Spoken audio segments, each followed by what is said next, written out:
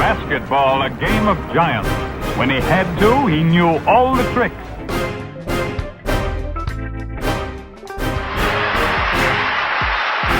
Nobody can pass that ball through the heart of the six. You're watching put on the show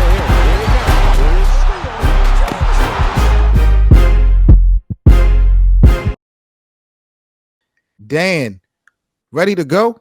Ready to go, brother. Ready. My God, man, we are now locked and loaded. Let's start things off with the kid, man, Bronny James. We got to start this shit off with Bronny James. I want to get right to it, bro. I don't want to play any games with you this afternoon. Does Bronny James, Dan, belong in the NBA? Let's get right to it. You know what? I'm gonna go out on a limb and I'm gonna say yes, he does. However, it's gonna take some time for him to actually reach that status. And what I mean by that is he needs to develop in the G League for a season or two, maybe. Because defensively, the kid looks really, really great. Offensively, there's a lot of question marks, and it looks like his confidence right now is something he has to get going, because a lot of times you see him come off of screens, and instead of pulling up the nice little mid-range jump shot or a floater, he's looking to pass most of the time. So we know he's selfless. You know, Bronny James is very much so like his father in that sense, that they're always looking for teammates. Maybe he's not trying to step on teammates' toes. Right. But he needs to develop more of a sense of offensive, how should I say this? I don't want to say offensive urgency, but just some sort of an offense, right? That way he can become like the type of prototype player that I have for him, which is like the Iman Shumpert type. You know, I think he could be that type of player, but he needs to develop that offensive skill set. Isn't it amazing that we're talking about confidence or lack of confidence in the son of LeBron James? That is amazing. The fact that they're both on the same team is, I mean, we saw preseason game one, they both took the floor, and I was like, wow, like this is insane. Like I can't imagine being either of the two, and all the pressure they're gonna feel, but at the same time, the sense of joy and the pride they feel of sharing that court together. And they're gonna do it probably multiple times this year. Now I thought JJ did it at the perfect time. I don't know if you noticed, but we were up, I think, double digits when they inserted Bronny in, and I always felt like that's the best time to put in a player like that. Not a lot of pressure, and you can just come in and try to do what you do. Yeah, man, I'm so torn when we talk about Bronny James, because this question was raised to me as far as he ready to be in the NBA, or does he belong in the NBA? And watching the Phoenix game, the second preseason game, Dan, he looked really lost. He really did look lost out there. It was his birthday. It was the first opportunity he had to play with his dad in real time. I know it was an exhibition game. So maybe he just got caught in the moment, because the first game versus the T-Wolves, even though he kind of struggled offensively, if I'm not mistaken, didn't he have 4 blocks? Yes. Ooh, he looked phenomenal versus Timberwolves defensively, for sure. And I think didn't he have like 2 the last game or something like that? But again, defensively, he has great instincts. We saw in the first game you mentioned versus the Timberwolves, he turns the ball over. The opponent gets out in transition. He does one of those signature LeBron chase down blocks, and I'm like, oh yeah, defensively, he has that motor. He has that ability to do what he's got to do. It's just offensively, there's so many question marks, and we all know that in the modern NBA, you have to, if you're a guard, you have to be able to space the floor. Otherwise, it'd be like having another Vanderbilt out there, right? Yep. And it's going to feel like playing 5-on-4. So that he looks, his jump shot doesn't look bad. The form looks very good, especially when he's practicing. It's just not falling. It's not falling. It's his confidence for me. Once he gets that confidence up, I think he's going to be solid. It's just all about. We saw it the last couple of days of the preseason, right? Or should I say the summer league? We saw the last couple of days of the summer league that Bronny James, actually, when his confidence is up, he looked decent. He had he got more comfortable. He was in attack mode those last 2-3 games of the summer league. To me, when you talk about defense, that's what answers the question: does Bronny James belong in the NBA? Because usually, just simplifying things, if you think of a person like myself who doesn't belong in the NBA, It's because I'm not able to score on those guys and I can't defend any of those guys. So when Right. you look at Bronny James, yes, he is struggling offensively, and we're going to get into that in a second. But defensively, which I felt like was going to be his calling card anyway, if he was going to have a career in the NBA after his father left. There's not too many average Joes that can go into an exhibition game and get 4 to 6 blocks. So I Right. feel like he belongs, but like you said, man, the confidence for some reason is getting the best of him on the other end of the court. And like you said, man, with that shot not falling, I feel like it's going to drop eventually, but he needs to be in attack mode, Dan. He needs to really start to slash and help open up, some shots or do something. He just seems very timid. And being the son of LeBron James, that part is really surprising to me because I would have felt like he would have seen it all. Well, I think the key here is that we have to be very patient with him. When we drafted him, I do recall Redick and Palenka saying he's going to be a project player, which means it's going to take time to develop. And they don't want to put pressure on him. It's not like we need him as a lead guard right now. We have Gabe Vincent as the backup. We have D'Angelo Russell right now starting, and many other guards that can kind of fill that role. Even Jalen Hood-Schifino has a little more experience than Bronny. And matter of fact, that's a perfect example because he looked really lost last season, Jalen.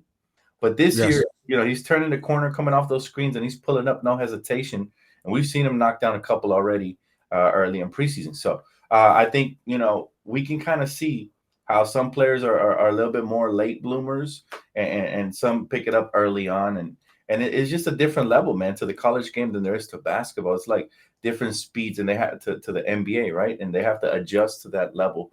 And I know Bronny really wasn't a scorer in USC, but he is coming off of surgery, and that's sometimes that could the comeback can be a little different, as far as timing goes and everything. So Right.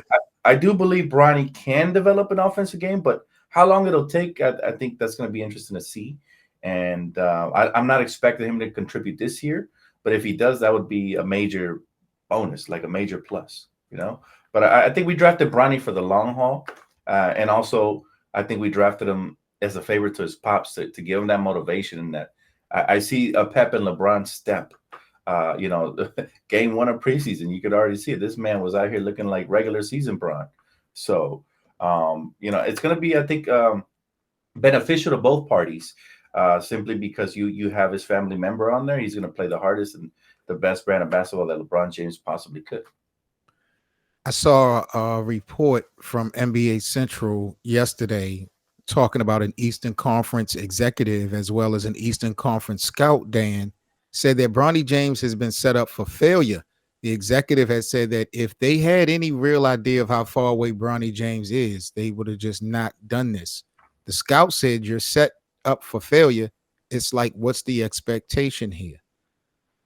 It's to me, it's like two things can be true. Those statements in a nutshell can be true, but what has ever been the expectation for a second round 55th player? Like, it seemed like we put an extra sauce on this sandwich because it's LeBron James' kid. Yeah, and you know what? These scouts have been wrong about many different players before, and they have missed on many different players. So we got to take what they say with a grain of salt, right? Because I'm sure they thought Jokic was going to be too slow because he was selected in the second round. I'm sure these same scouts probably thought other players weren't going to be as good as they were. Otherwise, they would have been picked, in the top 10. So they can say whatever they want. If anything, that should be fuel to Bronny's fire and motivation for him to actually put in the work. Now, the one thing I will say about the kid is, seems like he has the work ethic and the passion for the game. Yep. It seems like he likes basketball, or maybe even loves it, which is a great starting point for anybody, because we've seen a lot of these children of ex NBA players, come into the game and kind of just fade away. We saw Shaquille O'Neal's son kind of just come into the game and just fade away, and never really capitalize on his opportunities. Sharif, you remember Sharif? Yep. Played. I think the South Bay Lakers had him for a summer. We gave him an opportunity, and that's what the Lakers do. They give opportunities. Shaq did so much work for us. We gave him an opportunity, but that's about all they can do. Now, it's up to them to capitalize and make the best and put in the work for said opportunity. And a lot of these kids don't make it, man. Michael Jordan's kids never made it, right? So it's actually a blessing that LeBron is able to give his son the opportunity to walk through that door. Now his son has to fully step in there and take it to the next level, because LeBron's not going to be in the league forever, meaning that Bronny, if he doesn't really develop his game, his time is ticking as well early on. That's a fact. So he has to capitalize right now. And I mean, how can you root against any kid, right? Period. Like these especially trying to do the right thing. Exactly. And he seems, I mean, credit to LeBron. He raised a wonderful family. You never hear them in the mainstream media for anything negative, you know. And he's there pursuing his dream. And I think he has a golden opportunity right now. And we're going to be rooting him along, man. And I hope that he's able to pan out. But of course, he has a long way, just like any other young player that comes into the league, right? I don't see them saying that about Jalen Hood-Schifino, right?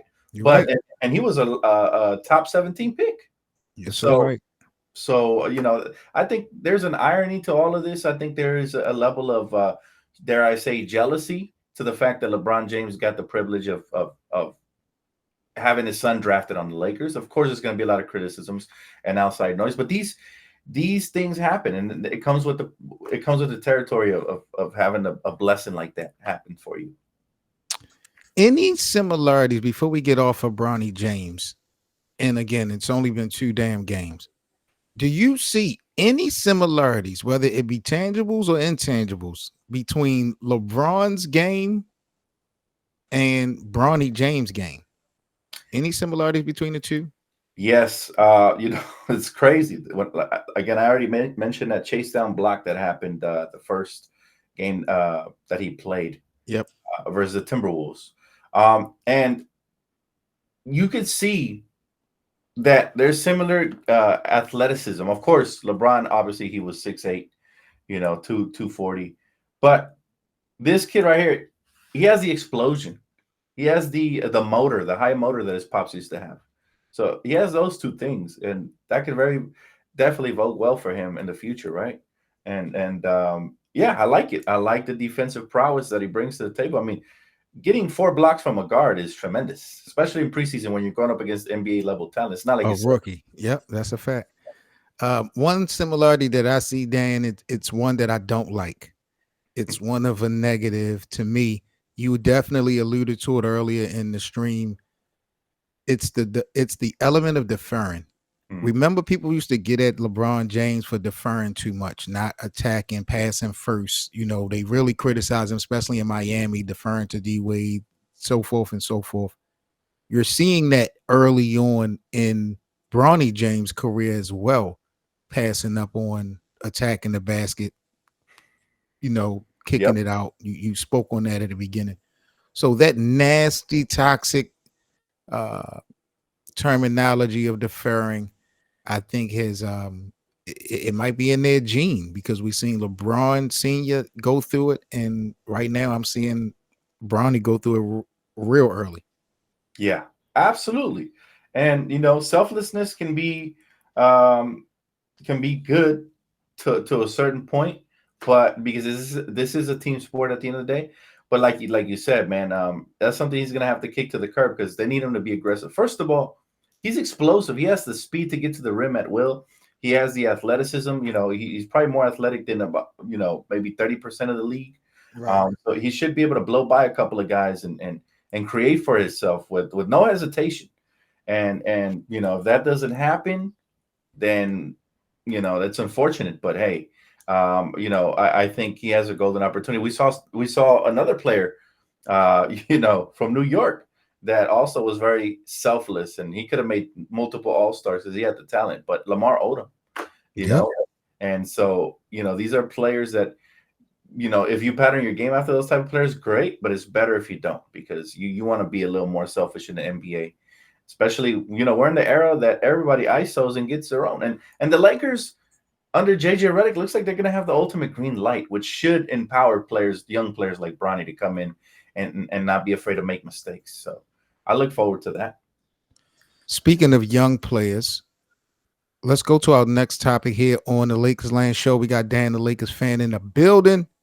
Let's talk about the young core for the Los Angeles Lakers, the Bronny James, Dalton Connect, Max Christie, Jalen Hood, Shafino, Jackson Hayes, will throw him in there in that young core. Have you been impressed so far in these first couple games of a stretch with the young core? Do they look promising in your eyes?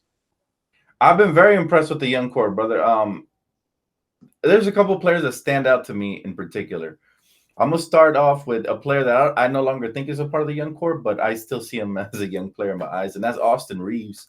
Okay, yeah, I okay, think he's about to shine, man. Like like in Rihanna's words, like a diamond, bro. He's about to shine under JJ Redick. I could see that he's gonna do more ball handling, which means he's gonna be more involved in the actions, right? Whether it's pick and roll actions, whether it's taking jump shots coming off of screens, whether it's down screen to off ball movement. He's going to be tremendous for us this season. And I could already tell he's poised. He has a different type of pep to his step this season. And if you notice, since his rookie year to now, every year he's been elevating his game.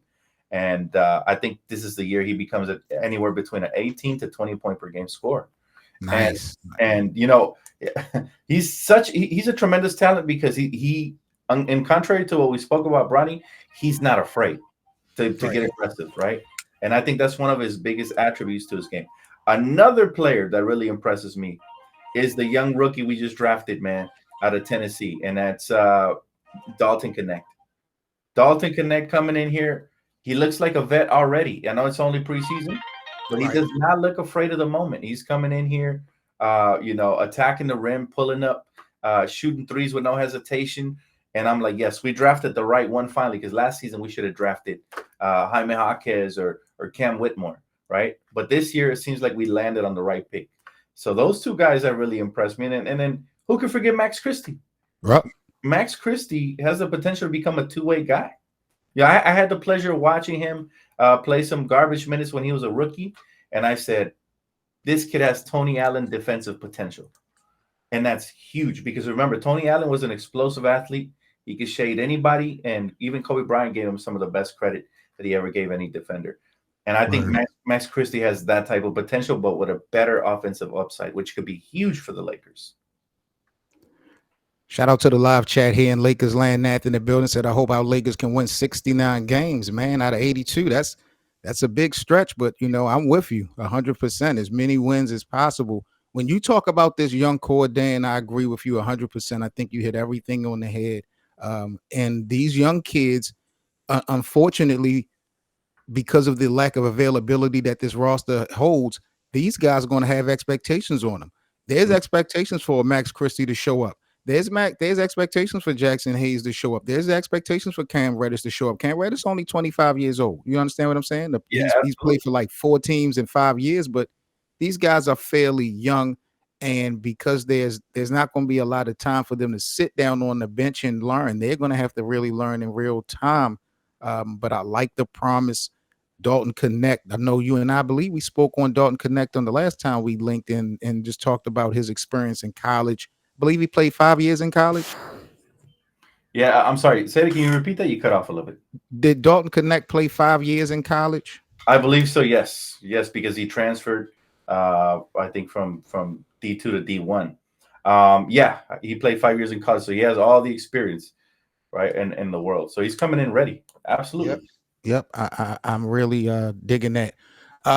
In reality, how many games do you feel like this Lakers roster can win? Nath says 69 he's hoping for. How many games realistically do you see this roster, if no changes are made, but if they do get healthier, how many wins can you see the Lakers winning at the end of the year?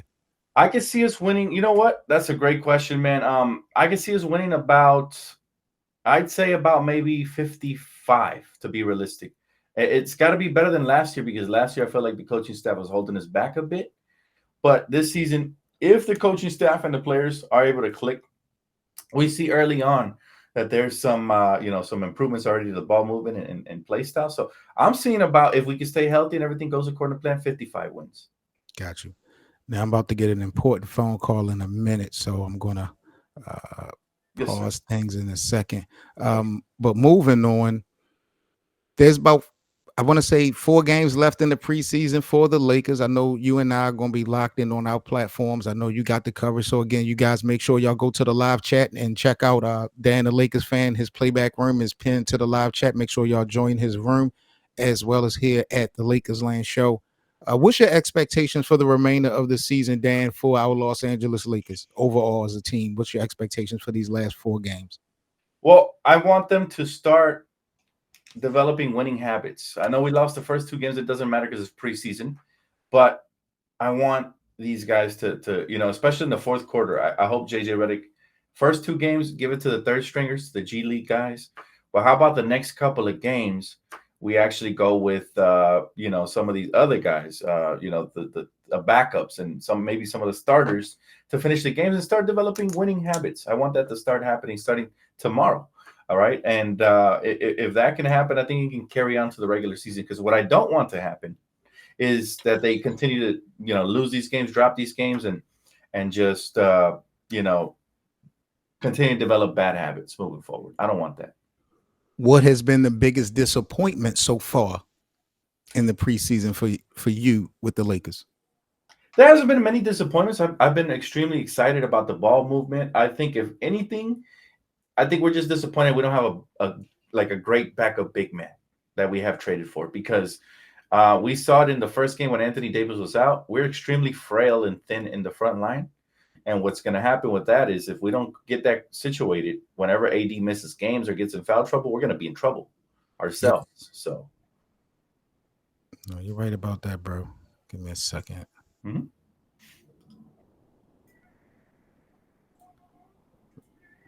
So I'm doing the screen share because I wanted you to see something, but I don't see you up on the stage. That's just, I really got to get it together. Here we go. All right.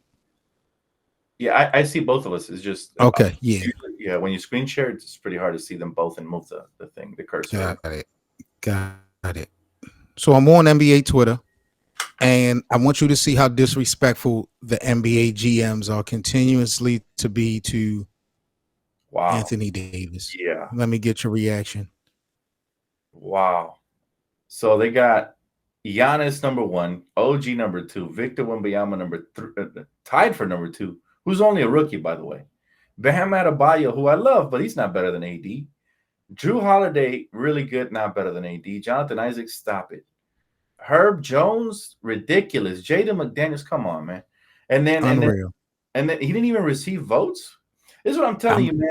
Unfortunately, he didn't even receive votes, unfortunately, the NBA voting has become a popularity contest, and we all know that usually when you're a Lakers, you're not very popular amongst the NBA media because they don't really love us like that. But that's really ridiculous. The fact that he's not even in the top 5, he should be in the top 2. That's how good of an elite defender he is. And I think JJ touched on something that I found really interesting. He mentioned that he loved Anthony Davis at the 4, along with Jackson Hayes at the 5, because it allows AD to move out into the perimeter and guard some of those perimeter guys. So I don't see many of these guys who can guard 5s, 4s, and 3s, right? Maybe you can. I think Victor Wembanyama is phenomenal defensively, especially as an anchor. But can he guard 4s and 3s? I doubt it. OG Anunoby, he can definitely guard 1 through 3, maybe even 4 on some nights when they go small. But he can't guard 5. He can't not guard 82 5. games. Nope. Yep. Nope. Drew Holiday can only guard 1s and 2s and sometimes 3s if they go small. Jonathan Isaac, probably 1 position or 2 maximum. Same thing with Herb Jones and Jaden Daniels, 1 through 3. AD is the only player who can actually, if you need him, guard 1 through 5. And what I mean is, on a pick and roll switch with a guard, he can hold his own, right? If he has to switch out to the perimeter, we've seen him be able to shade the defender and block his shot. He can do that. I don't see too many people on this list that can guard 1 through 5 if necessary. In other news, I saw KCP, Caldwell Anthony Pope, said this about the Orlando Magic. He said, this is the first team I've been a part of where everyone likes to play defense. What should the Lakers and the Denver Nuggets fans feel about KCP's comments, Dan?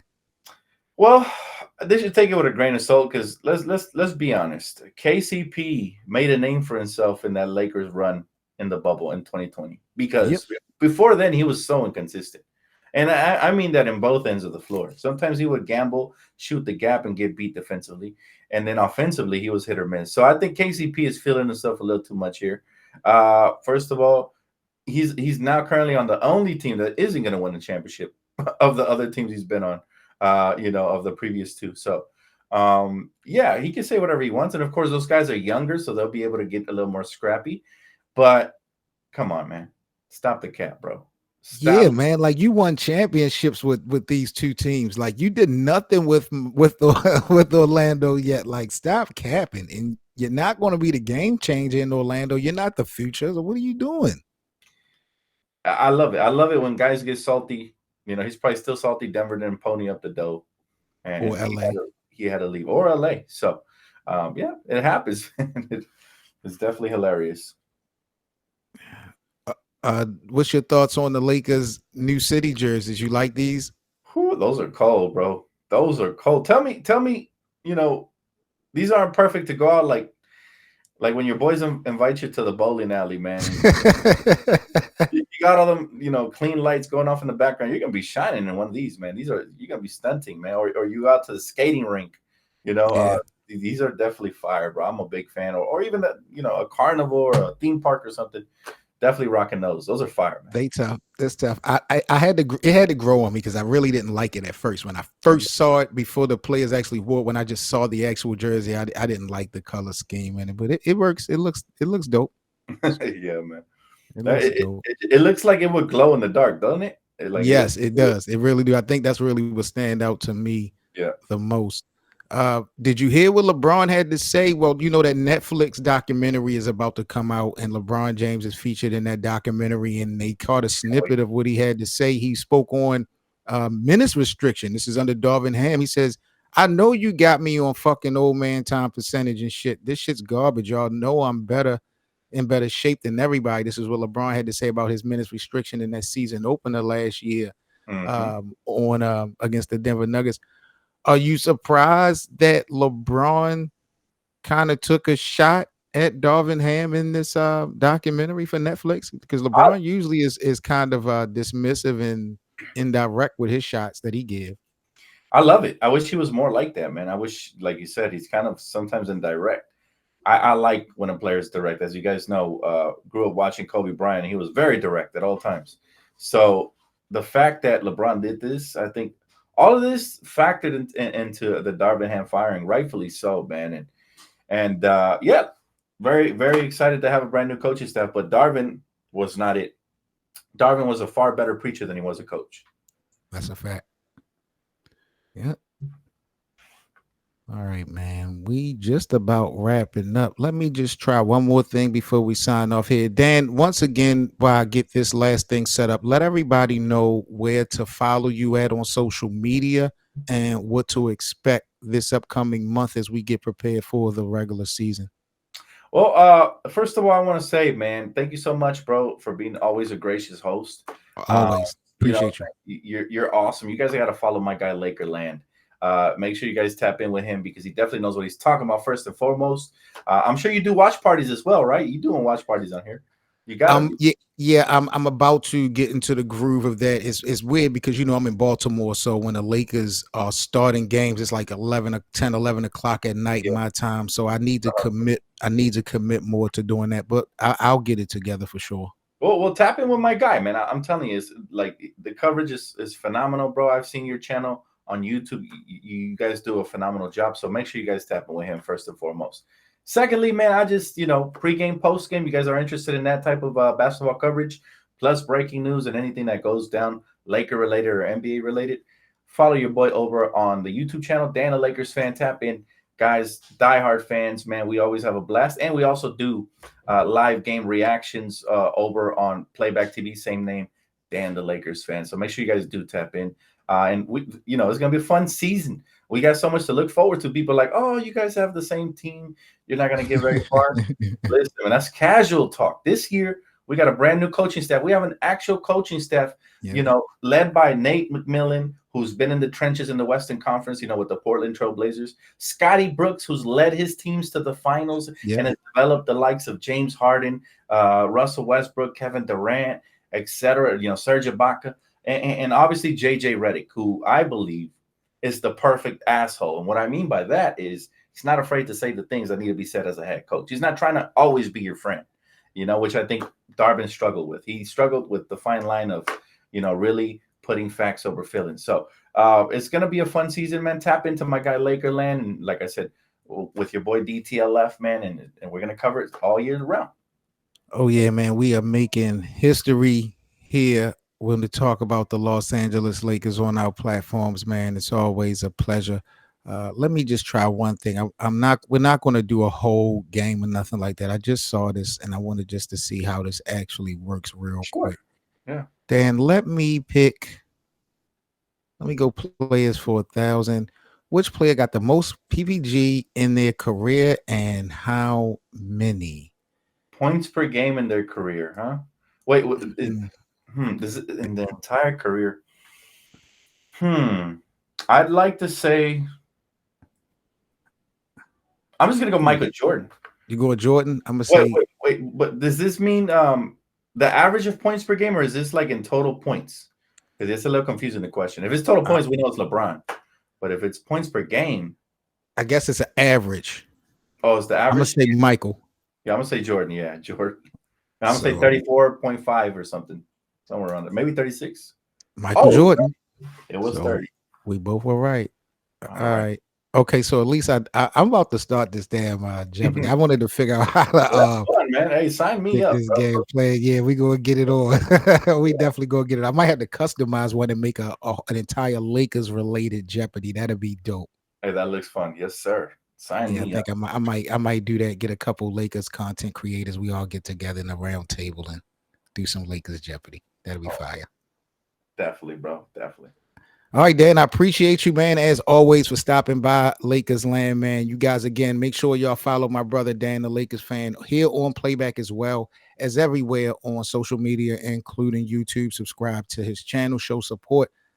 My name is Seven Mitchell with the Lakers Land Show. Thank you guys so much for coming through. Make sure y'all follow the room as we try to grow our platform. And again, shout out to Playback TV for making this possible. Catch you guys in a couple of days. I'm out. Peace. For all the latest news and debates on the Los Angeles Lakers, be sure to subscribe here to the Lakers Land platform.